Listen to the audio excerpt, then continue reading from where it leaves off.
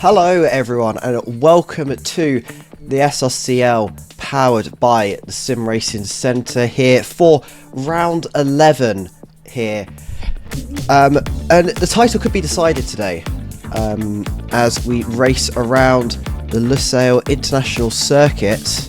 Marcel perhaps has a 22-point lead, I believe it is, going into round 11 today. Sorry, 24-point lead. I am mistaken. So if he gets second or above, he does win SRCL Season 2. Well, a good lap overall, but of course with the bit of help of Slipstream, it's, you know, some drivers are going to be going, I could have done better with the Slipstream, but we'll have to see. DM Gao, she's currently on a very fast lap, by the way, up by almost 0.8 of a second in the middle sector, so this is a really strong lap.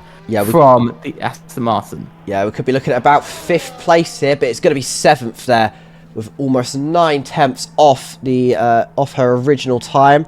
Coming across the line now, Freefold goes up into 3rd place after failing to set a lap for the entirety of the session so far. Next across the line is going to be IRACING, but he's invalidated. And next is going to be Marcel Paps with a 120.0. But Swifty here is really the one to watch. Is his championship hopes going to be over during qualifying, or will he be able to maintain it? It's not going to be an improvement, but he will start second. We just wait for the lights. Everyone is lined up. Marcel Paps has everything. Just needs to get that top 2. Swifty has everything to do. It's going to be 1, 2, 3, 4, and 5 red lights.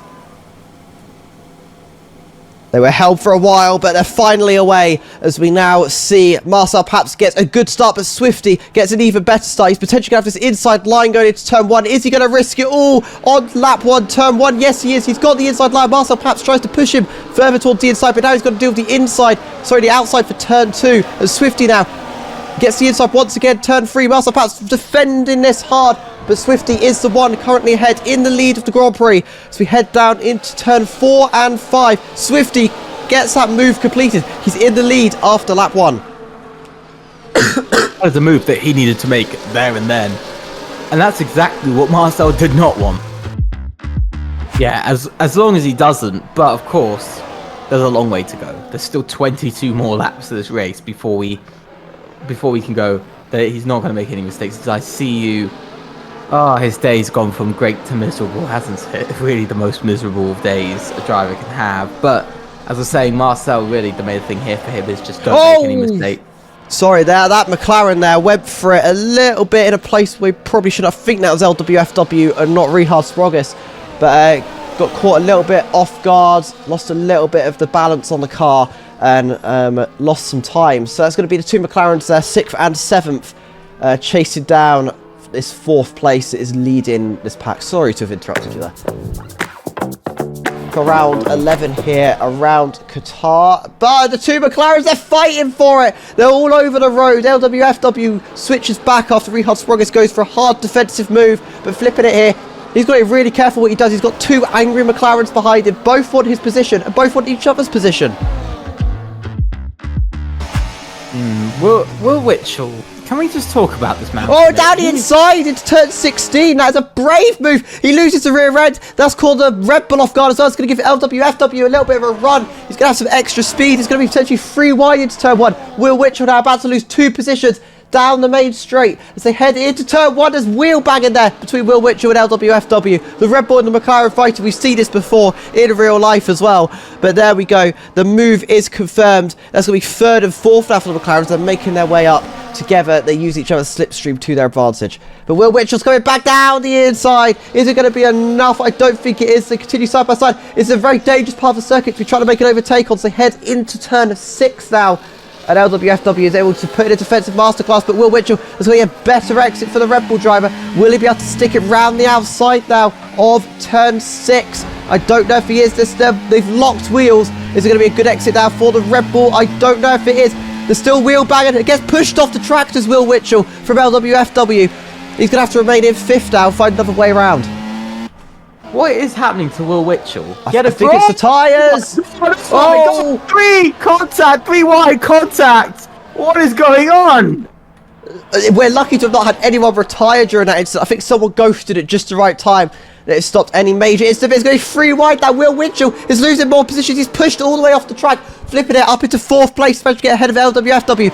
I saw RB in the background take the opportunity to enter the pit lane, get out of this squabble that's happening on the track right now. Berkey going for it. He's in 6th. He's got the outside line, but he's not able to make the move as LWFW remains in 5th position, able to just cling on to it for now. Is flipping it. It's just taking full advantage of this bit. Here comes LWFW once again round the outside. He's got more grip somehow on that car. He's secured that position, but Berkey, will he be able to come from this? No, he won't. It's going to be Rehard's progress in 3rd, LWFW 4th, flipping it 5th, Berkey 6th, and is that going to be threefold into 6th, should I say? They're side by side now. These medium and hard tires are right on the crossover point of their effectiveness, it would seem. And Freefold goes around the outside. Does he have enough grip? Will he get a good exit? Yes, he will. But is it going to be enough as we head into the next corner? He's going to have the outside line. The Ferrari remains ahead. Yes, not yet. Next lap. Is it next lap? I thought it was this lap.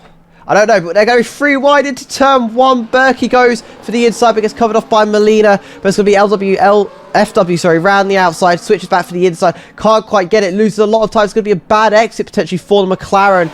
Will Berkey take advantage of this? He's right behind. He's right in the gearbox of LWFW, but he's not quite able to find a place to make the move around this section of the circuit. He's really going to have to wait for maybe turn 6. Will he have enough time? No, he's not. But that's going to be a mistake from Berkey. Will that bring Freefold into the mix? LWFW down the inside, but Berkey's going to go for a double overtake down the inside. Who's going to get pushed off the track here? It's going to be no one. Berkey makes a mistake. He loses the rear end. Is he going to lose all his positions? No, he's not. He's going to remain back into 6th, but Freefold round the outside he goes. No, he doesn't. He just stays where he is, but we head into turn 4 now. He tries for the inside, but Berkey, good defensive position once again for the Ferrari, and there we have it. Freefold not able to make the move until he goes for it down the inside of the turn 6 hairpin. Has he made it this time? I don't think he has though. Berkey just gets a better exit, but that's very, very close indeed. But as we start lap 29 of 29, Marcel Paps, absolutely brilliant drive here from the Mercedes driver. He's been consistent. He's turned up to pretty much every race, I think bar 2 this season. As he continues to go around, he knows he's just got 2/3 of a lap left to go. He's got 1 back marker in front of him. That being Mel there in the Alpine, currently sat in 11th position. But it's been an incredible season for Marcel Paps, really showing the pace he has. He's had some competition, of course, from Swifty. And in fact, from the fact that Berkey pulled out, I think, turned up to every race this season, which has given them a lot of points and led them to continue being in this championship. But here we go then. Marcel going through the final sector now. Turn 13 and 14. Flat out still. He's still pushing it despite the fact he knows he's pretty much got this in the bag. Just don't pick up another penalty now. That would be rather unfortunate. Mel gets out of the way of who is going to be your championship winner here for SRCL Season 2. Mercedes driver Marcel Paps wins round 11 here around the Lusail International Circuit and wins the Drivers' Championship for SRCL Season 2. An incredible drive, an incredible season from the Mercedes driver. It's not over. Further back, Rehard Sprogges in 3rd. 2nd even. With those penalties applied, LWFW is just going to come around the final corner now. Has he got enough to fight off Molina, who's going to finish in 5th position by the looks of it, with several cars stopped on track, and they are going to stay in a position they have been for the last few laps. Paul Diver down in 8th will finish there. No real competition. He's sort of racing his own race there in 8th position. Yanis in 9th, and Trey, a very clean race from Trey. Not picked up a penalty at all. In fact, goes quite slow around that final corner to make sure he doesn't pick up one, I have to imagine. And there we go. That is your race over then. And your championship winner decided. Marcel Paps, hello, welcome to the commentary box. First off, let's begin. That race for you was extremely dominant. You won by about 13 seconds. I know there's some penalties involved in that as well. But a 13-second win, that's got to feel good.